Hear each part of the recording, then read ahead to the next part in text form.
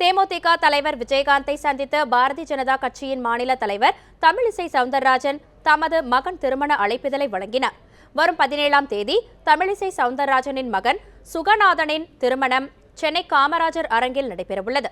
இதில் பங்கேற்குமாறு முதலமைச்சர் ஜெயலலிதா, திமுக தலைவர் கருணாநிதி உள்ளிட்ட பல்வேறு அரசியல் கட்சி தலைவர்களை நேரில் சந்தித்து தமிழிசை சவுந்தரராஜன் அழைப்பு விடுத்தார்.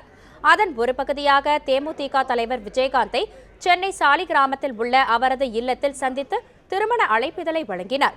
பின்னர் செய்தியாளர்களிடம் பேசிய அவர், இந்த சந்திப்பில் அரசியல் உள்நோக்கம் எதுவும் இல்லை என தெரிவித்துள்ளார்.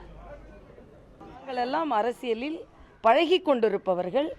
ஆக எந்த கட்சி தலைவராக இருந்தாலும் தமிழகத்தை பொறுத்த மட்டில் அத்தனை பேரும் கொள்கை மாறுபட உடையவர்களாக இருந்தாலும் மாற்று சிந்தனை உடையவர்களாக இருந்தாலும் அனைவருமே குடும்ப விழாக்களில் ஒன்று சேருவது என்பது ஒரு நல்ல விஷயமாக தமிழகத்தில் பார்க்கப்பட வேண்டும் என்பதனால்தான் அனைவரையும் பார்த்து குழந்தைகளை ஆசீர்வதிக்க வேண்டும் என்று நான் அழைப்பிதழ் கொடுத்து வருகிறோம். குடும்பத்தோடு இங்கே வந்திருக்கிறோம்.